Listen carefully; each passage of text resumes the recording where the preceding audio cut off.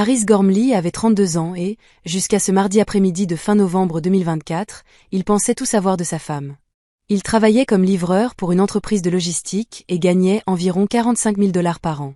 Pas une fortune, mais suffisant pour leur modeste appartement dans le Queens et la vie qu'ils avaient construite ensemble en 6 ans de mariage. Maria, sa femme, travaillait comme comptable dans un petit cabinet d'expertise comptable.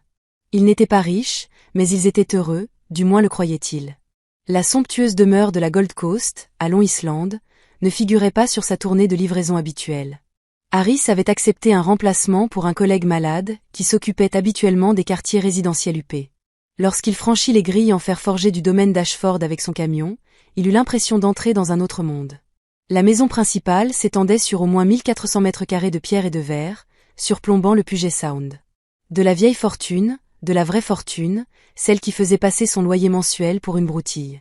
Victor Ashford, le milliardaire de la tech propriétaire du domaine, avait commandé une collection de livres rares, d'une valeur de 12 000 $, d'après la facture que Harris avait parcourue du regard. Il sonna, ajusta le lourd paquet qu'il portait et attendit. Une gouvernante lui ouvrit et le conduisit, à travers un vestibule en marbre, jusqu'à un bureau où M. Ashford signerait le bon de livraison. C'est alors que le monde de Harris s'écroula. Les photos trônaient dans un cadre argenté orné, sur le bureau en acajou, ni cachées, ni dissimulées, mais bien en évidence, comme si elles avaient toujours fait partie de la pièce. Harris reconnut immédiatement la femme, bien qu'elle paraisse plus jeune, peut-être 16 ou 17 ans. Mais ses yeux, son sourire, la petite cicatrice au-dessus de son sourcil gauche, souvenir d'un accident d'enfance, tout cela était indubitable. C'était Maria, sa femme, dans le bureau privé de Victor Ashford. Si vous aimez les histoires de trahison choquantes, d'identité cachée et d'injustice qui vous laisseront sans voix, aimez cette vidéo et abonnez-vous à la chaîne dès maintenant. De nouvelles histoires, plus intenses les unes que les autres, sont publiées chaque jour. Dites-moi d'où vous nous regardez. Harris sentit ses mains s'engourdir. Le paquet glissa d'1 centimètre avant qu'il ne le rattrape, le ramenant brutalement à la réalité. Son esprit s'emballa, passant en revue toutes les possibilités, chacune pire que la précédente. Une liaison? Mais Maria n'avait jamais mentionné connaître quelqu'un de riche. Elle n'avait jamais montré le moindre signe d'infidélité. Il se disait tout, du moins c'est ce qu'il croyait jusqu'à il y a 30 secondes. Pose-le simplement sur la table d'appoint. Victor Ashford entra dans le bureau sans même jeter un regard à Harris.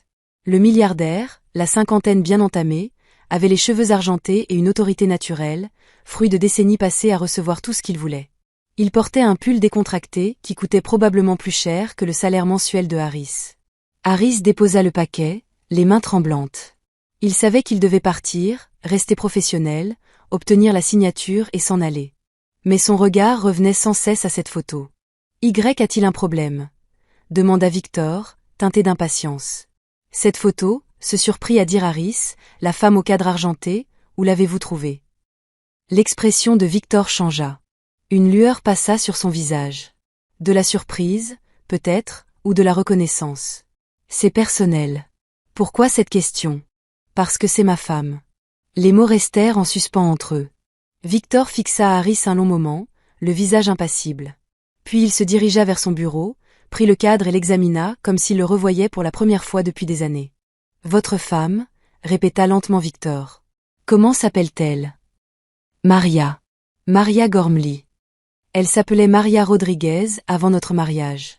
Victor a posé le cadre avec précaution. Je crois que vous devriez partir. Je ne vous dirai rien tant que vous ne m'aurez pas expliqué pourquoi vous avez sa photo. Je ne vous dois aucune explication. Vous êtes là pour livrer un colis, rien de plus. Victor sortit son téléphone. Si vous ne partez pas immédiatement, j'appelle la sécurité. Harris voulait protester, exiger des explications, mais il comprit que c'était peine perdue.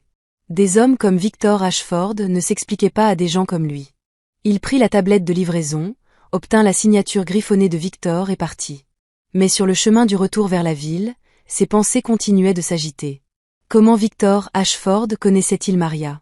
Quand cette photo avait-elle été prise? Le cadre semblait précieux, presque ancien, le genre d'objet qu'on utilise pour une personne importante. Pas une simple connaissance, pas une ancienne employée. Ils étaient loin de se douter de ce qui allait se produire, mais Harris, lui, savait quelque chose qu'ils ignoraient. Il n'allait pas en rester là. Maria travaillait tard quand Harris est rentré ce soir-là. Il s'est assis dans leur petit salon, la télévision allumée dans une pièce vide, et à essayer de reconstituer un puzzle qu'il ne comprenait pas. Maria avait toujours entretenu le mystère autour de son passé. Elle avait été adoptée à 17 ans, après avoir passé la majeure partie de son enfance en famille d'accueil. Ses parents adoptifs, les Rodriguez, étaient des gens bien qui avaient péri dans un accident de voiture 4 ans auparavant. Maria parlait rarement de sa vie avant l'adoption. Elle disait toujours que c'était trop douloureux, trop compliqué. Harris avait respecté son choix.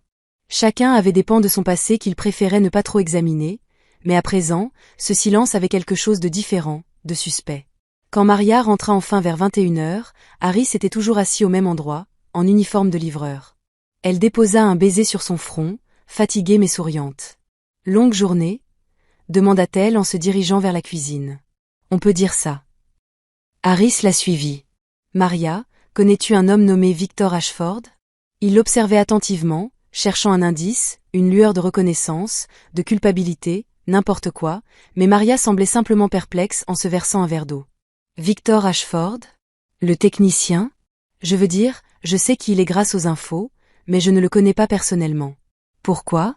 Elle paraissait sincèrement intriguée. Harris voulait la croire, mais il avait vu cette photo. « J'ai livré un colis chez lui aujourd'hui. Il avait une photo de toi sur son bureau. » Le verre de Maria s'arrêta à mi-chemin de ses lèvres. « Quoi ? Ça n'a aucun sens. C'est bien ce que je pensais, mais c'était forcément toi. Plus jeune, peut-être 16 ou 17 ans, mais c'est indéniablement toi. Harris, c'est impossible. Je ne l'ai même jamais rencontré. » Mais quelque chose changea dans son expression, pas de la culpabilité, de la confusion, peut-être même de l'inquiétude. « Es-tu sûr que c'était moi ? La cicatrice au-dessus de ton sourcil, tes yeux. Je te reconnaîtrai entre mille, Maria. » Elle posa son verre et sortit son téléphone. Après quelques instants de recherche, elle lui montra l'écran, une photo récente de Victor Ashford lors d'un gala de charité. « C'est lui. » Harris acquiesça. Maria fixa la photo un long moment. « Je ne l'ai jamais vu de ma vie, » dit-elle doucement. « Je te jure, Harris, je ne sais pas pourquoi il aurait ma photo. » Harris voulait la croire. En 6 ans de mariage, Maria ne lui avait jamais donné de raison de douter d'elle, mais les preuves étaient là, inexplicables et troublantes. La semaine suivante, Harris n'arrivait pas à s'en détacher. Il commença à prêter attention à des choses qu'il avait auparavant négligées. Les habitudes téléphoniques de Maria, son emploi du temps, les objets de valeur qui apparaissaient de temps à autre dans leur appartement, un sac à main de marque qu'elle prétendait avoir reçu en cadeau d'une collègue, un collier qu'elle disait avoir trouvé dans une friperie. Il ne s'était jamais posé de questions sur ces choses-là auparavant. À présent, ses soupçons lui paraissaient suspects. Il se détestait de l'avoir soupçonnée. Il détestait se surprendre à fouiller son téléphone pendant qu'elle prenait sa douche, à parcourir des messages qu'il n'avait pas le droit de lire, sans rien trouver d'incriminant, juste des conversations normales avec des collègues et des amis. Rien concernant Victor Ashford, rien de secret ni de caché. Puis, un samedi début décembre, tout a basculé. Harris prenait un café à leur adresse habituelle, un petit café à 3 rues de chez eux, lorsqu'il les a aperçus. Maria et un homme qu'il ne reconnaissait pas étaient assis à une table dans un coin. Ils ne se touchaient pas, ne faisaient rien d'inapproprié, mais leur conversation dégageait une intimité qui donna des sueurs froides à Harris. L'homme était élégant, costume de marque, chaussures cirées. Il fit glisser une enveloppe Kraft sur la table vers Maria. Harris se cacha derrière un présentoir à journaux, le cœur battant la chamade. Il observa Maria ouvrir l'enveloppe, en sortir ce qui semblait être des documents et les lire. Elle porta la main à sa bouche. Elle semblait choquée, peut-être même effrayée. L'homme se pencha et lui serra la main, disant quelque chose que Harris, caché, ne put entendre. Maria hocha la tête, les yeux embués de larmes. Harris partit avant qu'il ne puisse le voir.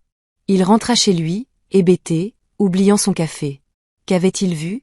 Qui était cet homme ? Que contenait cette enveloppe ? Quand Maria est rentrée 2 heures plus tard, elle était silencieuse, distante. Elle prétendait avoir fait des courses, mais elle n'avait aucun sac, aucun achat à montrer. « Tout va bien ? » demanda Harris, essayant d'avoir l'air détaché. « Oui, ça va, je suis juste fatiguée. » Mais elle évitait son regard. Cette nuit-là, Harris resta éveillé longtemps après que Maria se soit endormie. Les pièces du puzzle ne s'emboîtaient pas, mais elles formaient une image qu'il ne voulait pas voir. Une riche milliardaire avec sa photo, des rendez-vous secrets avec des hommes élégants, des cadeaux onéreux aux explications vagues, le passé mystérieux de Maria dont elle ne voulait jamais parler.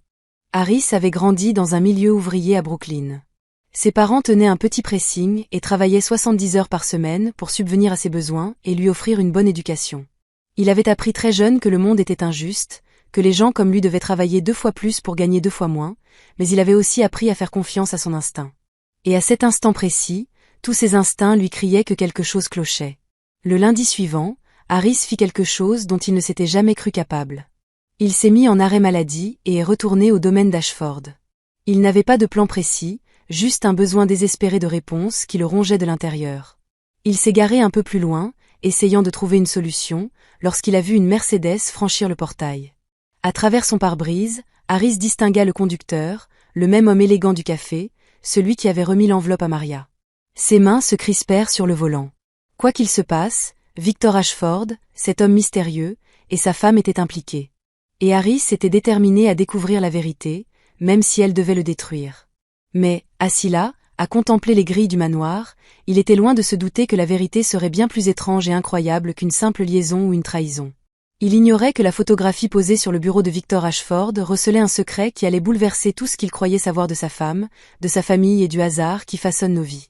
Si ce n'est pas déjà fait, abonnez-vous à cette chaîne. La fin de cette histoire est tout simplement époustouflante. N'hésitez pas à laisser un commentaire ci-dessous pour me dire ce que vous pensez que Harris devrait faire ensuite. 3 jours plus tard, la détermination de Harris s'est concrétisée en actes. Il avait mené des recherches approfondies sur le passé de Victor Ashford, avec l'obsession d'un homme cherchant à sauver son mariage. Ashford avait bâti sa fortune dans la sécurité informatique au début des années 2000, avant de diversifier ses investissements dans l'immobilier et le capital risque. Divorcé 2 fois. Sans enfant, selon les registres publics. Philanthrope. Donateur politique. Rien n'expliquait son lien avec Maria. Harris avait également retrouvé la trace de l'homme mystérieux du café. Il lui avait fallu un peu d'effort, mais il l'avait suivi depuis une autre réunion avec Maria. Oui, Harris avait surveillé une autre réunion depuis l'autre côté de la rue, jusqu'à un immeuble de bureau du centre-ville. L'annuaire le référençait comme James Mercer, avocat. Pas n'importe quel avocat.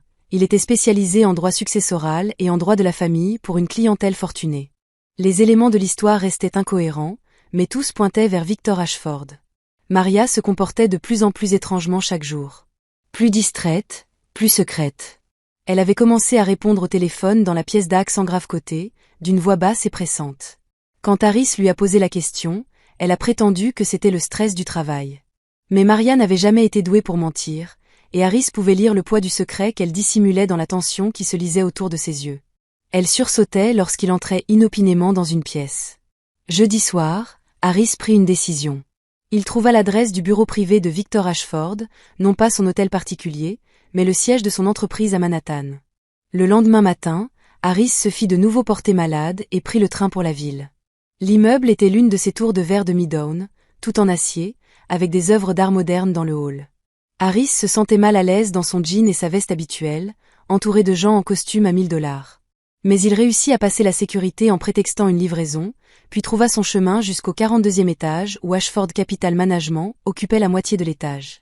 La réceptionniste, une femme élégante d'une 30aine d'années, lui adressa un sourire professionnel. « Avez-vous un rendez-vous ? » ?»« Non, mais je dois parler à monsieur Ashford. C'est urgent et personnel. Je crains que monsieur Ashford ne reçoive pas de rendez-vous sans réservation. Si vous le souhaitez, dites-lui que c'est à propos de Maria Rodriguez.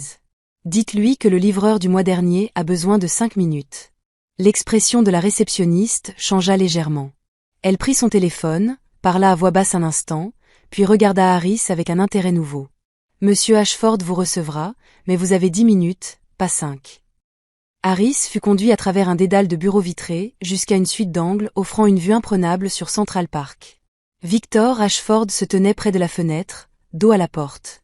Lorsqu'il se retourna, son expression était méfiante. « Monsieur Gormley, je me demandais si vous finiriez par venir. »« Vous connaissez mon nom.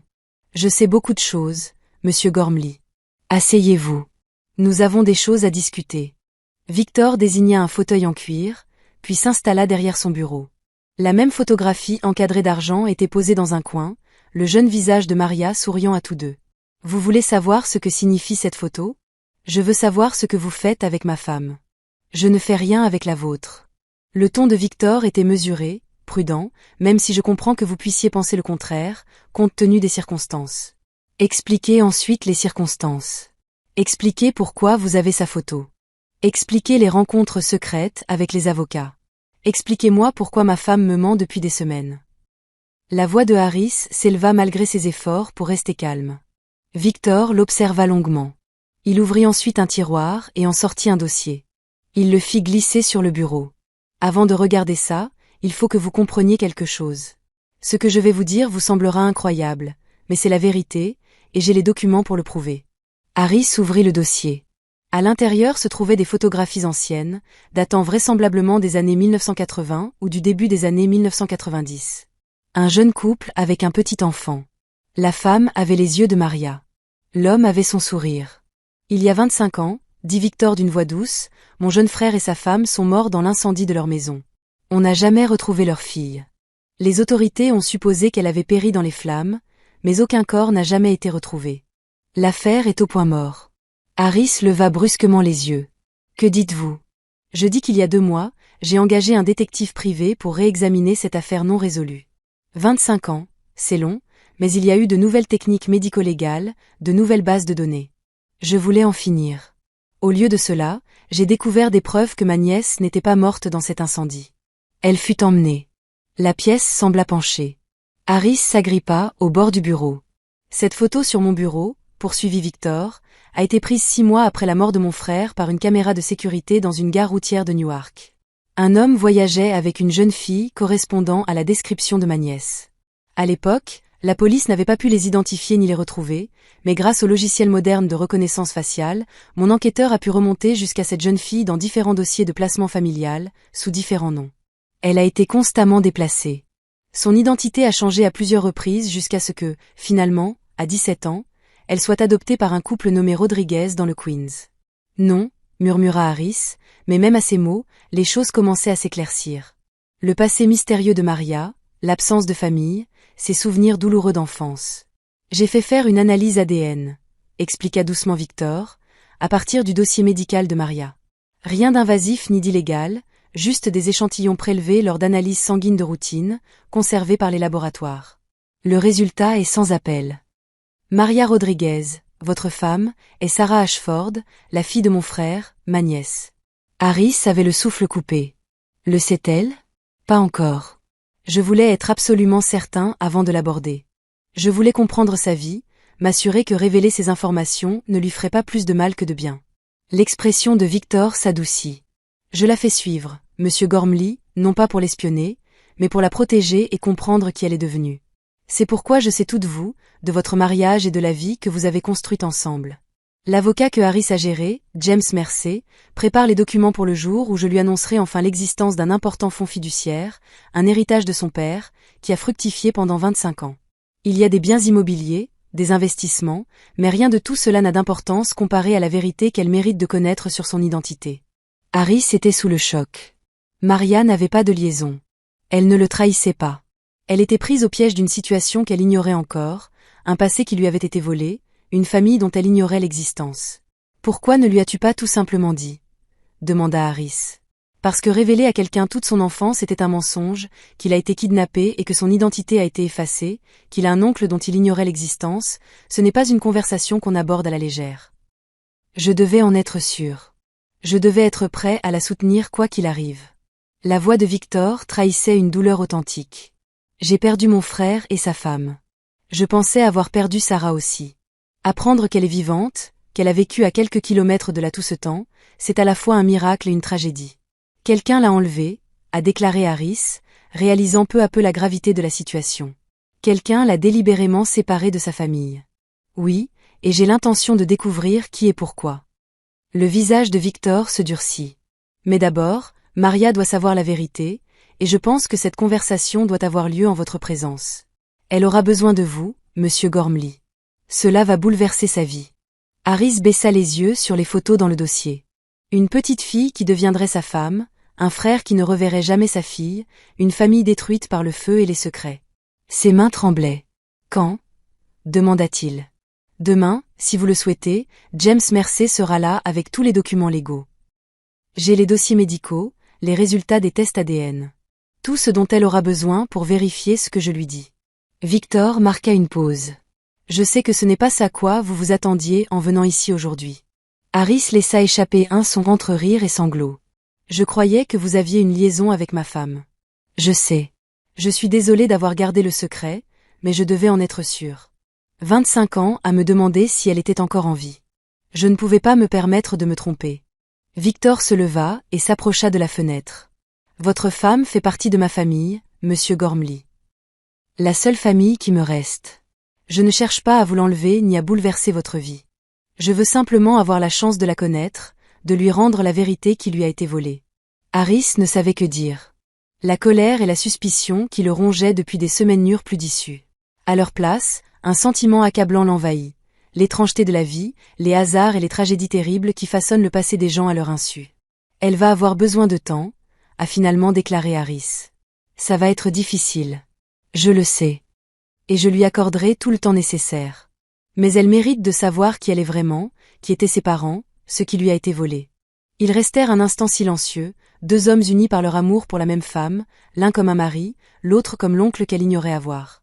Harris referma le dossier et se leva. À demain alors, mais je veux lui annoncer moi-même que tu souhaites nous voir. Elle me fait confiance. Cela doit venir de moi en premier.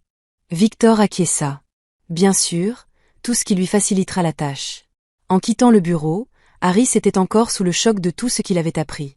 Il devait le dire à Maria, la préparer à ce qui allait suivre. Mais comment annoncer à quelqu'un que toute sa vie reposait sur un mensonge? Comment lui expliquer que la famille qu'elle avait perdue lui avait en réalité été volée? La vérité allait bouleverser tout ce que Maria croyait savoir d'elle-même. Et Harris serait là pour l'aider à se reconstruire, pour la soutenir dans sa quête d'identité. Mais aucune d'elles ne se doutait que la véritable histoire ne faisait que commencer. Qui avait enlevé Sarah Ashford et pourquoi s'était-elle retrouvée en famille d'accueil avec une nouvelle identité? Les réponses restaient encore à découvrir. Et lorsqu'ils découvrirent enfin la vérité, ils découvrirent un complot bien plus vaste que quiconque ne l'aurait imaginé. Harris rentra chez lui, l'esprit embrumé, peinant à assimiler tout ce que Victor Ashford lui avait raconté. Sarah Ashford. Avant de devenir Maria Rodriguez, sa femme était une toute autre personne. Enlevée à 4 ans, son identité effacée, son enfance volée. Comment expliquer une chose pareille? Lorsqu'il entra dans leur appartement, Maria préparait le dîner. La normalité de ce moment, son fredonnement en rythme avec la musique, l'odeur de l'ail et des tomates, la vie qu'ils avaient construite ensemble, tout cela lui semblait à la fois précieux et fragile. Dans quelques heures, tout allait changer. Et, toi, dit-elle en souriant. Comment s'est passée ta journée? Il faut qu'on parle. Harris posa ses clés avec précaution, les mains encore légèrement tremblantes. Peux-tu éteindre le four et t'asseoir? Le sourire de Maria s'effaça. Harris, tu me fais peur. Qu'est-ce qui ne va pas? Rien ne va mal. Du moins, je ne le crois pas. Mais il s'est passé quelque chose. Et j'ai besoin que tu m'écoutes attentivement avant de réagir. D'accord? Ils étaient assis à leur petite table de cuisine, celle-là même où ils avaient partagé d'innombrables repas, réglé leurs factures, fait des projets et rêvé de leur avenir. La main de Maria effleura la sienne sur la table rayée. Je suis allée voir Victor Ashford aujourd'hui, commença Harris. J'ai exigé de savoir pourquoi il avait votre photo. Les yeux de Maria s'écarquillèrent. Harris, quoi? Laissez-moi finir, s'il vous plaît. Il lui a serré la main. Il m'a dit quelque chose d'incroyable, mais il en a la preuve. Des preuves ADN, des photos, des dossiers médicaux. Maria, ton vrai nom est Sarah Ashford. Tu es sa nièce. Il y a 25 ans, tu as été séparée de ta famille après la mort de tes parents dans un incendie. Tu as été kidnappée et placée en famille d'accueil sous une fausse identité. Maria pâlit. Longtemps, elle le fixa, la bouche légèrement ouverte, incapable de prononcer un mot. C'est de la folie, murmura-t-elle finalement. Non. Enfin, j'ai été placée en famille d'accueil, mais c'est parce que mes parents m'ont abandonnée. C'est ce qu'ils m'ont dit. On m'a trouvée errante et seule à l'âge de 4 ans, sans papier, sans famille à mes trousses. Parce que quelqu'un s'était assuré que personne ne puisse me retrouver. On a changé mon nom, on m'a transféré d'un établissement à l'autre, on m'a caché. Harris sortit son téléphone et lui montra les photos que Victor lui avait données. Voici votre père, le frère de Victor. Voici votre mère. Regarde-les, Maria. Regarde vraiment. Maria prit le téléphone, les mains tremblantes. Elle fixait la photo du jeune couple et de leur petite fille. Les larmes se mirent à couler sur son visage avant même qu'elle ne s'en rende compte. Je rêve parfois, dit-elle doucement, d'une femme aux cheveux noirs qui me chantait des chansons, d'une maison avec un grand jardin et une balançoire en pneus. J'ai toujours cru que ce n'était que des fantasmes, des choses que j'avais inventées parce que je désirais tellement fonder une famille. Elle leva les yeux vers Harris, le visage empreint d'angoisse. Tu es en train de me dire que ces souvenirs sont réels? Victor veut te rencontrer demain. Il a tout, les documents, les résultats ADN, l'histoire de votre famille. Il veut vous rendre la vérité sur vos origines. Maria se leva brusquement et arpenta la petite cuisine. C'est dingue. Les gens ne se font pas kidnapper et ne perdent pas toute leur identité comme ça. Ça n'arrive pas dans la vraie vie. C'est arrivé à toi. Harris se leva à son tour et tendit la main vers elle. Je sais que c'est bouleversant, mais Maria, tu as de la famille, de la vraie famille, un oncle qui te cherchait, qui te croyait morte depuis 25 ans. Pourquoi? La voix de Maria se brisa. Pourquoi quelqu'un ferait-il ça? Pourquoi m'ont-ils enlevé? C'est ce que nous devons découvrir. Accepterez-vous de rencontrer Victor? Accepterez-vous au moins d'écouter ce qu'il a à dire? Maria se serra contre elle-même, l'air perdu et enfantin. Je ne sais pas si je vais y arriver. Et si c'était vrai? Et si toute ma vie n'avait été qu'un mensonge? Harris la serra contre lui, sentant ses tremblements. Alors on s'en occupera ensemble, comme on s'occupe de tout. Mais tu mérites de connaître la vérité, Maria. Tu mérites de savoir qui tu es vraiment. Le lendemain après-midi, ils étaient assis dans le bureau de James Mercer, un espace neutre qui paraissait moins intimidant que le siège social de Victor. L'avocate était professionnelle et aimable, disposant les documents sur la table de conférence avec une précision méticuleuse. Victor était assis en face d'elle, son expression mêlant espoir et nervosité, ce qui le rendait plus humain que le milliardaire autoritaire que Harris avait rencontré au premier abord. Madame Rodriguez, ou Madame Ashford si vous préférez, je tiens à commencer par vous présenter mes excuses, débuta Victor. Je suis désolé pour votre perte. Je suis désolé pour les années que vous avez passées seule. Je suis désolé d'avoir abordé ce sujet d'une manière qui a pu paraître secrète ou effrayante. La main de Maria trouva celle de Harris sous la table et la serra fort. Dis-moi ce que tu sais. Pendant l'heure qui suivit, Victor lui raconta tout. Son frère Daniel et sa belle-sœur Catherine étaient décédés le 15 mars 1999 dans l'incendie de leur maison à Westchester. Leur fille Sarah, âgée de 4 ans, était présumée morte. Mais aucun corps n'a jamais été retrouvé et l'enquête sur l'incendie est restée étrangement incomplète. À l'époque, je vivais en Californie et je développais mon entreprise, expliqua Victor, la voix empreinte de regret. Je suis rentré pour les funérailles, j'ai essayé d'obtenir des réponses, mais l'affaire a été classée en quelques mois. Je m'en veux de ne pas avoir été là, de ne pas avoir insisté davantage. James Mercer a fait glisser un rapport ADN sur la table. Celui-ci confirme avec une certitude de 99,9% que vous partagez environ 25% de votre ADN avec M. Ashford, ce qui correspond à une relation oncle-oncle. Vous êtes Sarah Ashford. Maria fixait le document, les mains tremblantes. Qui m'a enlevé? Où était-il passé? C'est ce que j'ai cherché à savoir pendant les 2 derniers mois, dit Victor. Et il y a 3 jours, mon enquêteur a enfin trouvé la réponse. Ce n'est pas agréable. Il sortit un autre dossier, plus épais cette fois. L'incendie de vos parents n'était pas accidentel. Daniel travaillait comme analyste financier pour une société de capital investissement appelée Blackstone Venture. Début 1999, il découvrit que le fondateur de la société, Richard Voss, était à la tête d'une vaste escroquerie de type Ponzi, ayant dérobé des millions de dollars à des investisseurs, pour la plupart des retraités qui lui avaient confié toutes leurs économies. Harris sentit Maria se tendre à ses côtés. Mon père était au courant. Il allait le révéler. Il a rassemblé des preuves, contacté la SEC et prévoyait de témoigner.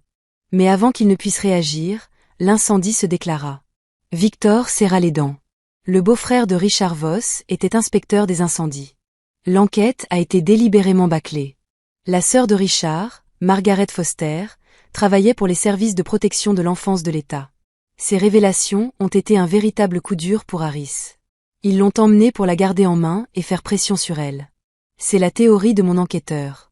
Si Sarah était encore en vie quelque part, le témoignage de Daniel aurait pu paraître moins crédible. Le frère, accablé de chagrin, lançait des accusations, incapable même de protéger sa propre famille. Et si Daniel avait laissé d'autres documents, une quelconque police d'assurance, il leur faudrait que Sarah soit vivante pour y avoir accès. Victor regarda Maria avec une profonde tristesse.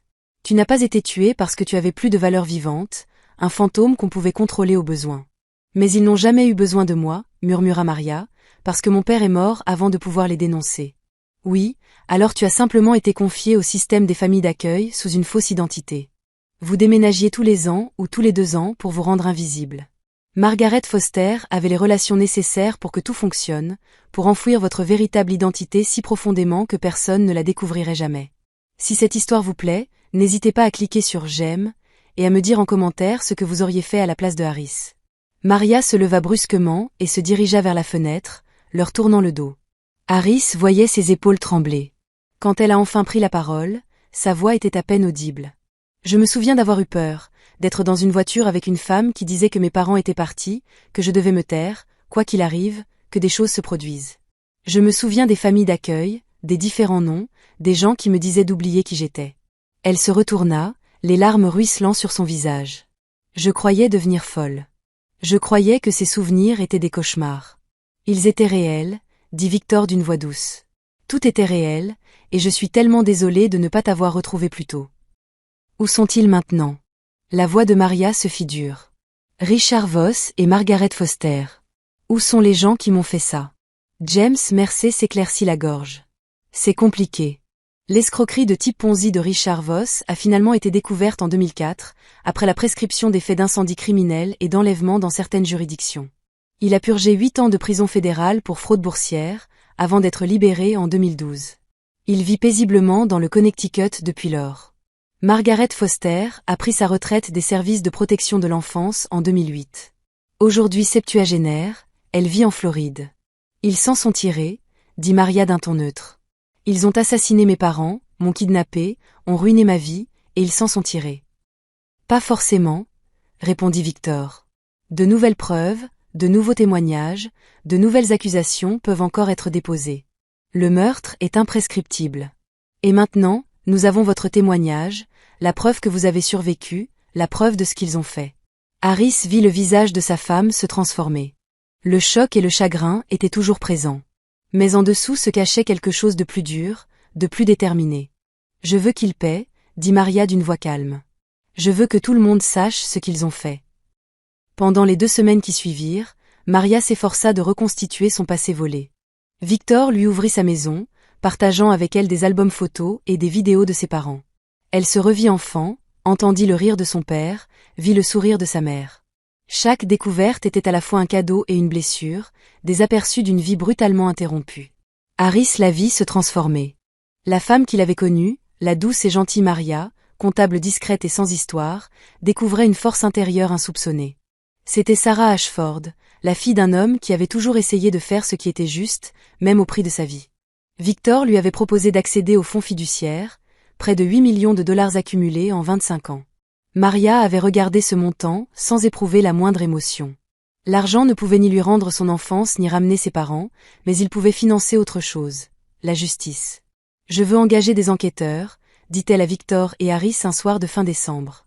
Ils étaient assis dans le bureau de Victor, la même pièce où Harris avait vu sa photo pour la première fois. Je veux trouver tous les éléments de preuve qui relient Voss et Foster à ce qui s'est passé. Je veux que ce soit irréfutable. L'avocat de la famille a déjà chargé des enquêteurs d'examiner la question, a déclaré Victor, mais Maria, tu dois te préparer à l'éventualité où nous ne pourrions pas tout prouver. Cela fait 25 ans. Les preuves s'effritent, les témoins meurent, les souvenirs s'estompent. Alors on rassemble ce qu'on peut et on fait en sorte que ça compte. La voix de Maria était assurée. Ces gens m'ont tout pris.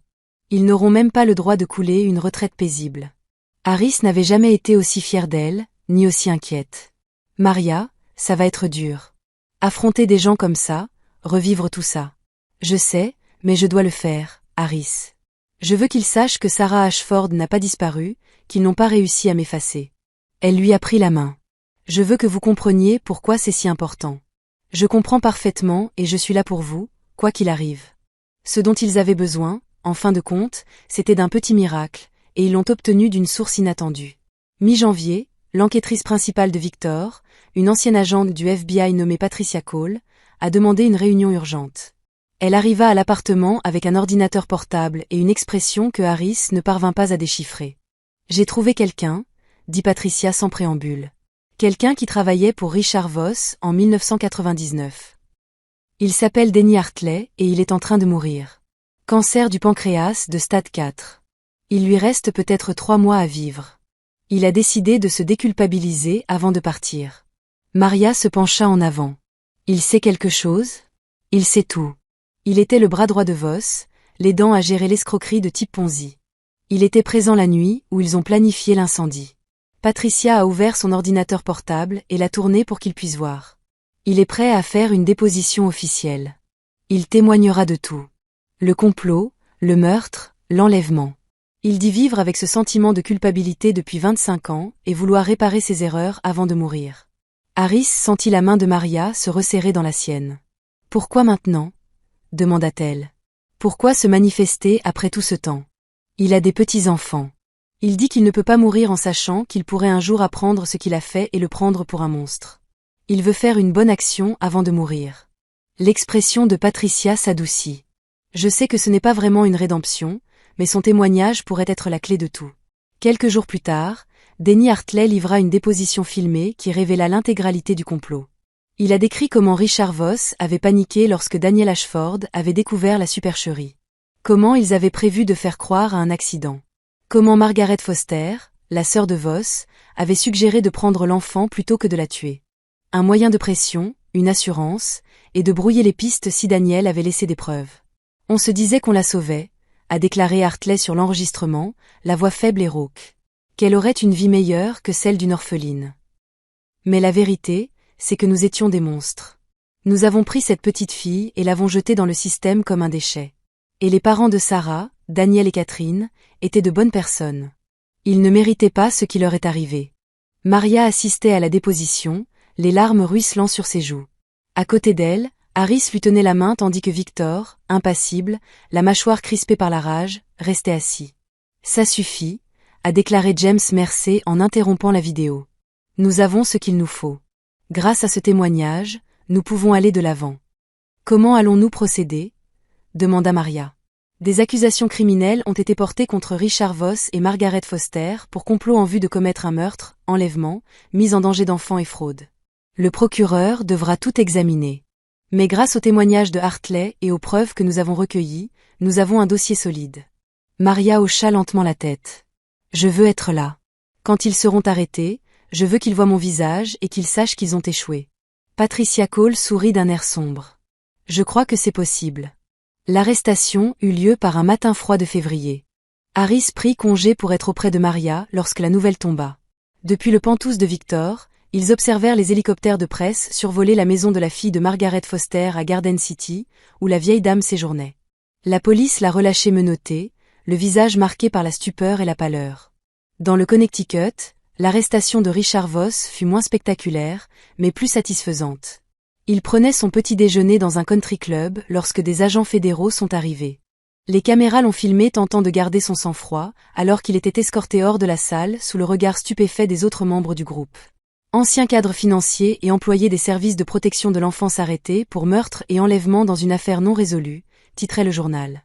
Le soir même, tous les grands médias couvraient l'affaire. L'affaire avait tout pour plaire. Meurtre, complot, un enfant enlevé et perdu pendant des décennies, et enfin la justice. Maria observait la scène avec une expression que Harris ne parvenait pas à déchiffrer. Pas vraiment de la satisfaction, plutôt un mélange d'épuisement et de détermination farouche. « Ce n'est pas fini », dit-elle doucement. « Le procès durera des mois, peut-être des années.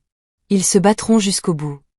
Ils tenteront de discréditer le témoignage de Hartley, prétendront que les preuves sont trop anciennes, et s'appuieront sur des points de procédure. Qu'ils se battent, dit Victor. Il les rejoignit au penthouse. Tous trois étaient unis par les liens du sang et par leur cause. Nous avons la vérité de notre côté et nous possédons ce qu'ils nous ont volé il y a 25 ans. Sarah Ashford, vivante et prête à les affronter. Cette nuit-là, Maria n'a pas fermé l'œil. Elle et Harris étaient allongés dans leur lit, dans leur petit appartement.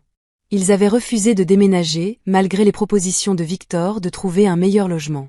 Cet endroit était le leur, une vie qu'ils avaient construite de leurs propres mains. « Te demandes-tu parfois qui je serais devenue ?» demanda Maria dans l'obscurité. Si rien de tout cela ne s'était produit, si j'avais grandi comme Sarah Ashford, avec des parents aimants et un oncle qui m'aurait choyé, dans une enfance normale et stable. Harris la serra contre lui. J'y pense. Mais je sais aussi que cette personne ne serait pas la femme dont je suis tombé amoureux. Tu es ce que tu es grâce à tout ce que tu as traversé. Et tu es incroyable. Je suis en colère, admit Maria. Je suis constamment en colère maintenant. En colère contre ce qu'ils m'ont pris. En colère contre toutes ces années passées à me croire insignifiante, à penser que je ne comptais pour rien.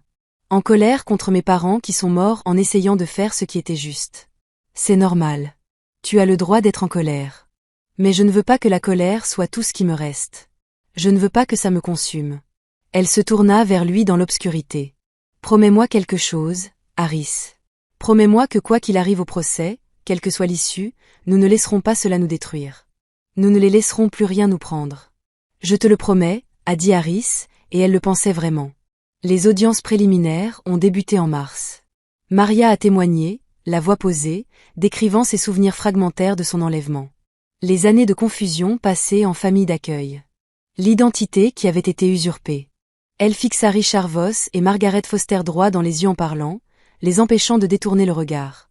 Denny Hartley témoigna par visioconférence depuis un établissement de soins palliatifs. Son témoignage fut accablant et détaillé. Les avocats de la défense ont tenté de le discréditer. Un criminel condamné, un homme mourant qui cherchait à apaiser sa conscience. Aucune preuve matérielle ne venait étayer ses dires. Mais Patricia Cole avait été méticuleuse. Elle avait découvert le rapport falsifié de l'inspecteur des incendies, retracé les transactions financières et documenté l'implication inhabituelle de Margaret Foster dans l'affaire de Sarah. Peu à peu, le complot fut mis au jour. En avril, Denny Hartley mourut, mais sa déposition demeura. Un fantôme témoignant d'outre-tombe de péché désormais impossible à dissimuler. Le procès fut fixé à juin. Et Maria Ashford, qui avait commencé à utiliser son nom de naissance, même si Harris continuait de l'appeler Maria en privé, était prête à affronter ceux qui avaient détruit sa famille, et enfin, après 25 ans, à exiger qu'ils répondent de leurs actes. Mais alors que le printemps laissait place à l'été, aucun d'eux ne se doutait que le procès révélerait un secret de plus. Une ultime pièce du puzzle qui bouleverserait tout ce qu'ils croyaient savoir de cette nuit de 1999. Et la véritable raison de l'enlèvement de Sarah Ashford. La vérité, dans son intégralité, restait encore à découvrir. Et lorsqu'elle éclaterait enfin, elle serait plus étrange et plus déchirante que tout ce qu'ils avaient pu imaginer. Le procès de Richard Voss et Margaret Foster a débuté le premier lundi de juin. Au tribunal fédéral de Manhattan, Harris a pris un congé de son travail de livreur. Victor avait proposé de prendre en charge leurs frais. Et pour une fois, Maria avait accepté. C'était plus important que l'orgueil. La salle d'audience était comble. Maria était assise au premier rang, Harris d'un côté et Victor de l'autre. Un front uni. De l'autre côté de l'allée, Richard Voss, entouré de sa coûteuse équipe de défense, paraissait plus âgé que ses 73 ans, mais conservait l'arrogance de celui qui s'en était toujours tiré à bon compte pendant des décennies. Margaret Foster, 76 ans, d'apparence fragile, était assise à l'écart avec son avocat. Les deux accusés ne s'étaient pas adressé la parole depuis leur arrestation, une faille dans leur alliance que le procureur comptait exploiter. La procureure adjointe Rebecca Walsh était incisive et implacable. Dans sa déclaration liminaire, elle a exposé les faits méthodiquement.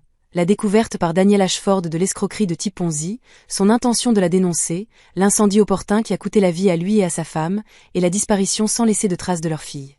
Sarah Ashford n'est pas morte dans cet incendie, a affirmé Walsh au jury. Elle a été enlevée délibérément, méthodiquement, par des personnes qui considéraient une enfant de 4 ans non pas comme un être humain, mais comme un fardeau à gérer. Pendant 25 ans, ils ont cru s'en tirer impunément. Mais Sarah Ashford est aujourd'hui vivante et prête à témoigner de ce qu'ils lui ont fait. La stratégie de la défense s'est rapidement dessinée.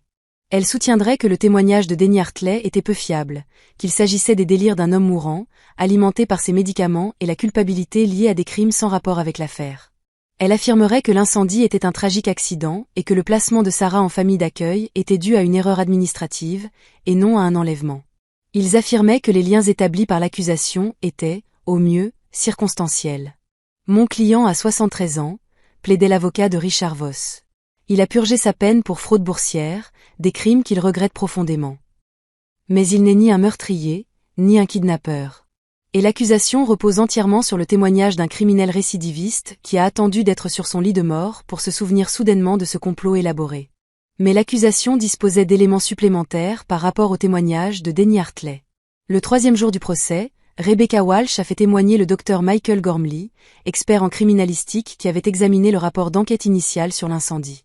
Ce dernier a déclaré que le point de départ du feu et les traces de brûlure étaient compatibles avec un incendie criminel, et non avec un court-circuit comme l'indiquait le rapport initial. Plus accablant encore, Il a relevé 3 omissions importantes dans le rapport initial de l'inspecteur des incendies, des omissions que tout enquêteur compétent aurait constatées. Il ne s'agissait pas d'incompétence, a affirmé le docteur Gormley. Il s'agissait d'une falsification délibérée visant à étayer une conclusion prédéterminée. La défense a tenté de plaider que des erreurs pouvaient se produire et qu'il était injuste de remettre en question une enquête vieille de 25 ans. Mais Walsh était prêt. Elle produisit des documents financiers attestant d'un dépôt de 50 000 $ sur le compte de l'inspecteur des incendies 2 semaines après l'incendie, argent provenant d'une société écran qui fut par la suite liée au réseau d'entités frauduleuses de Richard Voss. Harris observait le visage de Maria, tandis que les preuves s'accumulaient. Elle restait parfaitement immobile, le visage impassible. Mais il pouvait voir les ravages que cela causait à la tension autour de ses yeux, à la façon dont ses mains se crispaient sur ses genoux. Le 5e jour, Maria témoigna. Rebecca Walsh la guida tout au long de son récit avec douceur mais rigueur. Maria a décrit ses souvenirs fragmentaires de cette nuit-là. Son enlèvement par une femme qui prétendait que ses parents étaient décédés, la terreur de ne pas comprendre ce qui se passait. Elle a parlé des années passées en famille d'accueil, des déménagements incessants, du sentiment d'être effacée. Il me racontait différentes histoires sur mes origines, a dit Maria, la voix assurée malgré les larmes qui coulaient sur ses joues.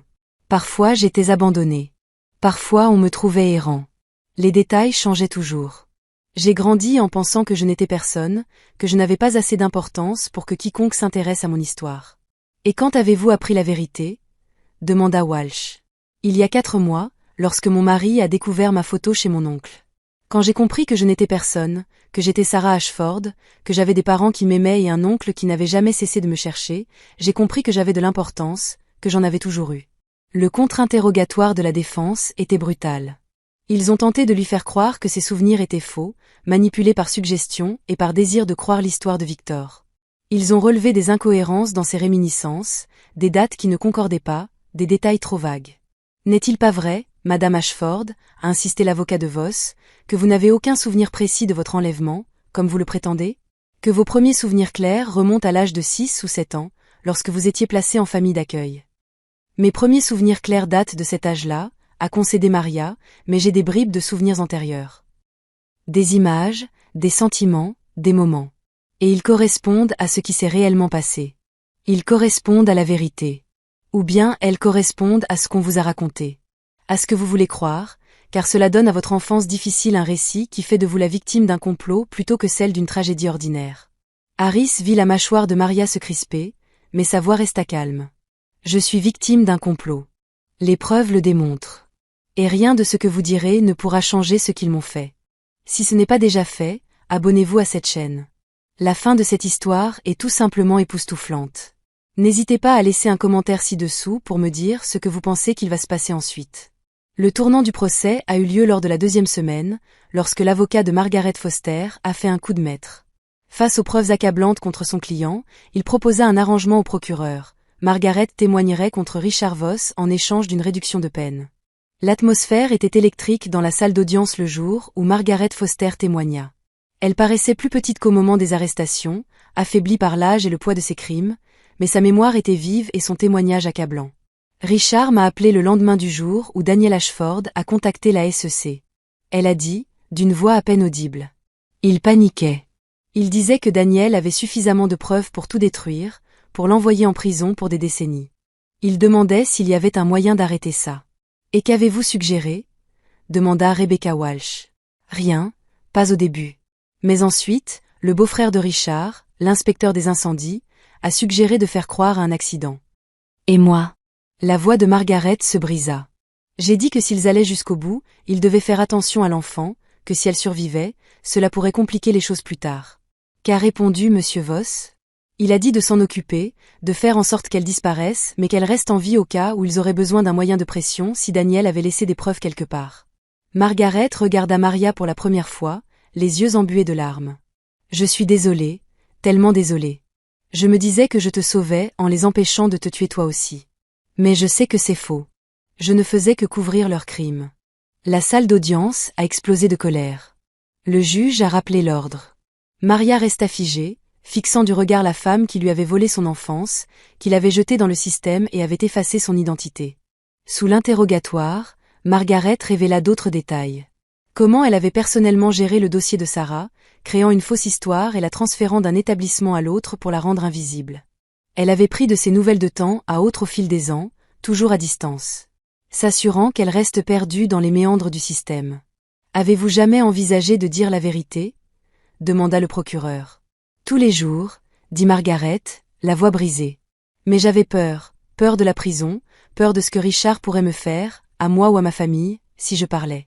Alors je me suis tue et j'ai laissé cette petite fille souffrir à cause de ma lâcheté. » La défense tenta de sauver les meubles, suggérant que Margaret mentait pour se disculper, que son témoignage était intéressé.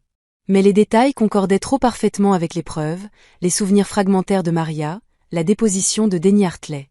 Le visage de Richard Voss était blême lorsque Margaret descendit de la salle. Son empire de mensonges s'effondrait et tous les présents dans la salle d'audience pouvaient le constater. L'accusation termina son audition après 2 jours supplémentaires d'audition de témoins. Des experts financiers ayant retracé les flux financiers, des travailleurs sociaux confirmant les irrégularités dans le dossier de Sarah, et même l'ancien avocat des Rodriguez, qui témoigna du manque inhabituel de documents pour Maria lors de son adoption. La défense se battit avec acharnement, mais la bataille était manifestement perdue d'avance. Ils ont fait témoigner des personnes de moralité qui ont évoqué la philanthropie de Richard ces dernières années et ses regrets concernant l'escroquerie de type Ponzi. Ils ont tenté de présenter Margaret comme la véritable instigatrice, insinuant qu'elle avait agi seule, mais les preuves étaient accablantes. Et lorsque la défense a conclu sa plaidoirie sans faire témoigner aucun des accusés, le verdict du jury semblait inévitable. Les plaidoiries finales ont duré 2 jours. La défense a invoqué le doute raisonnable et la fiabilité douteuse des témoignages de criminels ayant commis des actes répréhensibles dans un passé lointain. L'accusation a exposé la chronologie des faits avec une précision accablante. Chaque élément de preuve, chaque lien, chaque mensonge qui avait alimenté la conspiration pendant 25 ans. Sarah Ashford avait 4 ans. Rebecca Walsh l'a déclaré au jury dans sa plaidoirie finale. Elle avait 4 ans lorsque ses accusés ont décidé que sa vie valait moins que leur liberté. Ils ont assassiné ses parents. Ils l'ont arraché à sa famille. Ils ont effacé son identité et l'ont abandonné. Et ils ont continué leur vie comme si de rien n'était, persuadés d'avoir échappé à la justice. Mais Sarah Ashford n'a pas disparu. Elle a survécu. Elle a grandi. Elle s'est construite une vie malgré tout ce qu'ils lui ont fait. Et aujourd'hui, elle est là pour vous demander de les tenir responsables de ce qu'ils lui ont pris, pour les parents qu'elle ne connaîtra jamais. Pour l'enfance volée, pour 25 ans de mensonges. Le jury a délibéré pendant 6 heures. À son retour, Harris serrait si fort les mains de Maria que ses doigts s'engourdirent. Concernant le chef d'accusation de complot en vue de commettre un meurtre au 1er degré, quel est votre verdict? Coupable. Concernant le chef d'accusation d'enlèvement, coupable. Concernant le chef d'accusation de mise en danger d'enfant, coupable. Coupable sur tous les chefs d'accusation. Richard Voss resta impassible pendant la lecture des verdicts, le visage inexpressif. Margaret Foster pleurait en silence, les épaules tremblantes. Maria ne laissa rien paraître. Elle resta assise, la main de Harris dans la sienne, et respira profondément. Le verdict fut prononcé 2 semaines plus tard. Richard Voss a été condamné à 25 ans de prison à perpétuité, une peine équivalente à une condamnation à mort pour un homme de 73 ans. Margaret Foster, grâce à sa coopération, a écopé de 15 ans de prison avec possibilité de libération conditionnelle après 10 ans. Compte tenu de son âge et de son état de santé, il était peu probable qu'il meure libre, mais l'histoire ne s'arrête pas là.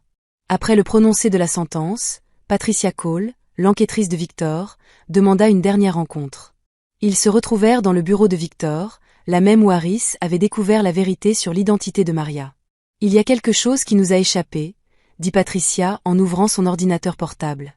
Un détail qui n'a pas été abordé lors du procès, car sans lien direct avec l'affaire pénale, mais que je juge important de vous signaler. Elle a montré une ancienne photo de Daniel Ashford avec un autre homme, tous 2 jeunes et en costume. Daniel possédait un coffre-fort que nous n'avons découvert que la semaine dernière. À l'intérieur se trouvaient des documents relatifs à l'escroquerie de type Ponzi, des preuves qu'il avait prévu de remettre à la SEC. Mais il y avait aussi ceci. Elle tendit à Maria une lettre jaunie par le temps, mais soigneusement conservée. Les mains de Maria tremblaient tandis qu'elle dépliait la lettre. « Ma très chère Sarah », luait la voix haute, la voix brisée. « Si tu lis ceci, c'est que quelque chose est arrivé à ta mère et à moi. Cela signifie que je n'ai pas pu te protéger comme j'aurais dû. Mais sache ceci, tu es aimé, infiniment. Tu es fort brillant, et gentil, tout ce dont ta mère et moi rêvions. J'ai découvert au travail des choses que je ne peux ignorer. Des personnes mal intentionnées commettent des actes répréhensibles qui feront souffrir de nombreuses familles innocentes. Je dois l'arrêter, même si cela nous met en danger. Ton oncle Victor prendra soin de toi s'il nous arrive quoi que ce soit. Il t'aime autant que nous. N'oublie jamais qui tu es, Sarah. Tu es une Ashford. Tu descends d'une lignée de personnes qui défendent ce qui est juste, même quand c'est difficile, même quand cela nous coûte tout. J'espère que tu n'auras jamais à lire ceci, mais si jamais c'est le cas, sache que ta mère et moi serons toujours là pour toi, fiers de tout ce que tu deviendras. Je t'aimerai toujours, papa.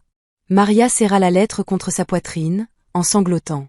Victor s'approcha d'elle, les yeux embués. Harris l'enlaça, la serrant contre lui tandis que 25 années de chagrin se déversaient enfin. Il le savait, murmura Maria. Il savait ce qui risquait d'arriver, et pourtant il a fait ce qu'il fallait. Il était courageux, dit Victor d'une voix douce, tout comme sa fille. Dans les semaines qui suivirent, Maria collabora avec les services d'aide aux victimes pour tenter de retrouver d'autres enfants qui auraient pu, eux aussi, être perdus dans les méandres du système à cause de la corruption de Margaret Foster. Ils ont découvert 3 cas troublants. Des enfants aux dossiers incomplets, aux origines mystérieuses, des familles qui les recherchaient. La vérité avait enfin levé le voile sur des questions restées closes pendant des décennies. Maria a également commencé à travailler avec la fondation de Victor, mettant à profit son expérience et son fonds de dotation pour réformer le système de placement familial à New York. Elle a témoigné devant l'Assemblée législative de l'État, partageant son histoire et plaidant pour de meilleurs systèmes de suivi, une plus grande responsabilisation et une meilleure protection des enfants vulnérables. Harris a été témoin de sa transformation. Elle était toujours sa Maria, toujours la femme dont il était tombé amoureux, toujours celle qui fredonnait en cuisinant et glissait des petits mots dans son déjeuner. Mais elle était aussi devenue Sarah Ashford, héritière d'un courage et de convictions inébranlables. Un soir, début août, ils étaient assis sur le petit balcon de leur appartement, contemplant le coucher de soleil sur le Queens. Maria était restée silencieuse toute la journée, pensive. « Tu le regrettes parfois ?» demanda-t-elle soudainement. « D'avoir épousé la copine d'un livreur plutôt que la nièce d'un milliardaire. » Harris rit. « Je n'ai pas épousé la nièce d'un milliardaire. Je t'ai épousé, toi. L'argent, les drames familiaux, les spectacles au tribunal. Tout ça, c'est du passé. Tu restes la femme qui riait à mes blagues nulles et qui a dit oui quand je t'ai demandé en mariage avec une bague pour laquelle j'avais économisé pendant 6 mois. C'était une belle bague, dit Maria en souriant. Je le porte encore. Même si on pourrait s'offrir mieux maintenant, ce n'est pas une question de prix. C'est une question de signification. Elle posa sa tête sur son épaule. Merci d'avoir été là pour moi dans cette épreuve, de m'avoir cru, de m'avoir soutenu, d'avoir été exactement celui dont j'avais besoin quand mon monde s'est effondré. C'est ça, le mariage, dit simplement Harris. Être là quand tout s'écroule. Ils restèrent assis dans un silence confortable, observant les lumières de la ville s'allumer à la tombée de la nuit. Au loin, Harris apercevait la silhouette de Manhattan, où le Penthouse de Victor se dressait parmi les autres tours. Quelque part, Richard Voss et Margaret Foster croupissaient en prison, expiant leurs crimes. Ailleurs, des familles retrouvaient des enfants qu'elles croyaient perdus à jamais. Et ici, sur ce petit balcon du Queens, un livreur et cette femme qui n'avaient été personne et qui avaient connu la célébrité à la fois, avaient trouvé quelque chose que tout l'argent et le pouvoir du monde ne pouvaient acheter. Un amour bâti sur la vérité, éprouvé par l'adversité, et assez fort pour résister à toutes les tempêtes. J'y pensais, dit Maria au bout d'un moment, à avoir des enfants. Si on en avait, si on fondait une famille, je veux leur parler de mes parents, de Daniel et Catherine, et de la façon dont ils sont morts en essayant de faire ce qui était juste. Je veux que ces enfants sachent d'où ils viennent. Je trouve ça magnifique, a déclaré Harris. Ils auront un héritage incroyable à honorer. Et ils compteront sur toi pour leur apprendre que l'héroïsme n'est ni une question d'argent ni de pouvoir.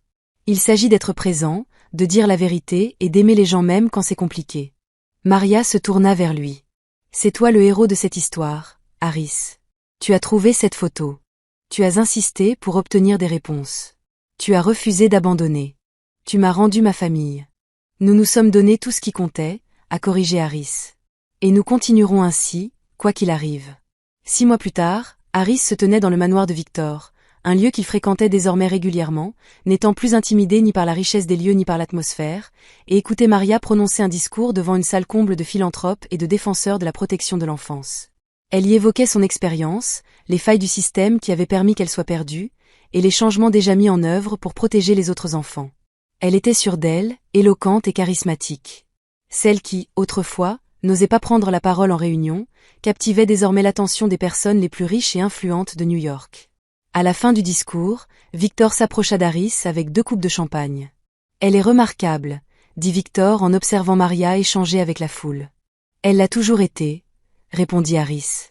Le monde ne le savait tout simplement pas encore. « Je suis heureuse qu'elle t'ait tue. Durant tout ce temps, tu as été son pilier. Cela compte plus que tout ce que j'aurais pu lui offrir. » Harris trinqua avec Victor. « Elle s'en serait bien sortie sans moi, mais je suis content qu'elle n'ait pas eu à l'être. » Ce soir-là, de retour dans leur appartement, ils décidèrent de rester dans le Queens malgré les nombreuses propositions d'aide pour déménager dans un endroit plus convenable. Maria retira ses talons et s'effondra sur le canapé en soupirant. « Fatiguée ?»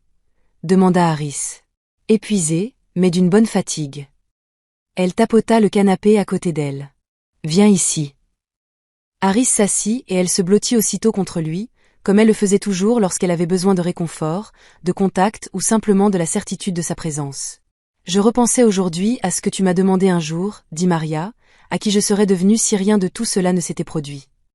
Si j'avais grandi en tant que Sarah Ashford depuis le début, je pense que j'aurais été heureuse, privilégiée, peut-être un peu gâtée. » Elle sourit. « Mais je n'aurais pas été aussi forte. Sans validation extérieure, je n'aurais pas appris à survivre, à me reconstruire, à m'apprécier. Je ne t'aurais pas rencontré. Tu aurais peut-être rencontré quelqu'un de mieux, » a plaisanté Harris. « Il n'y a personne de mieux. Il n'y a que toi, l'homme qui m'a vu quand j'étais invisible, qui m'a aimé quand je n'étais rien, qui m'a soutenu quand j'ai découvert que j'étais la fille, la nièce et l'héritière de quelqu'un. Tu n'en as rien eu à faire. Tu tenais à moi, tout simplement. » Harris lui déposa un baiser sur le front. « C'est tout ce qui a jamais compté. J'ai appris quelque chose de tout ça, » dit doucement Maria, « quelque chose que je veux me rappeler à jamais. » « Quoi donc ? » « Que la justice ne se résume pas à la punition. Elle est aussi une question de vérité. Il s'agit de faire en sorte que la vérité éclate, que les victimes soient entendues et vues, et que les mensonges ne deviennent pas la version officielle. Mes parents sont morts en essayant de dire la vérité. Et finalement, la vérité a triomphé. Il aura fallu 25 ans, mais elle a fini par triompher. Elle s'est redressée et l'a regardé avec ses yeux qui, depuis une photo dans le bureau d'un milliardaire, avaient bouleversé leur vie à jamais. Et j'ai compris que la famille ne se résume pas au lien du sang ou à une histoire commune. Il s'agit des gens qui sont là, qui restent à vos côtés quand tout s'écroule, qui croient en vous-même quand la vérité semble impossible. Elle lui prit la main. « Tu es ma famille, Harris. Tu le seras toujours. Et tu es à moi, dit Harris, quoi qu'il arrive, pour toujours. » Ils étaient assis ensemble dans leur petit appartement, entourés par la vie qu'ils avaient construite de leurs propres mains. Dehors, la ville vibrait de millions d'autres histoires, de tragédies et de triomphes, de secrets et de révélations, d'une justice retardée mais jamais bafouée. Mais à l'intérieur, il n'y avait que la vérité, que l'amour, que la certitude tranquille qu'ils avaient affronté le pire et en étaient ressortis plus forts, ensemble. Parfois, la meilleure vengeance n'est pas la vengeance. Cela dépasse tout ce que ceux qui vous ont fait du mal auraient pu imaginer. C'est transformer ce qu'ils voulaient détruire en quelque chose de beau, de vrai, d'important. Sarah Ashford avait été enlevée. Maria Rodriguez avait disparu. Mais la femme qui a émergé de ses cendres était plus forte que ces 2 noms pris séparément. Elle était elle-même, pleinement épanouie, enfin libre. Et c'était une justice qu'aucun verdict ne saurait égaler. Si cette histoire vous a plu, n'hésitez pas à aimer cette vidéo et à laisser un commentaire pour me dire ce que vous en avez pensé. Et si ce n'est pas déjà fait, abonnez-vous à la chaîne et activez les notifications pour être averti des nouvelles histoires comme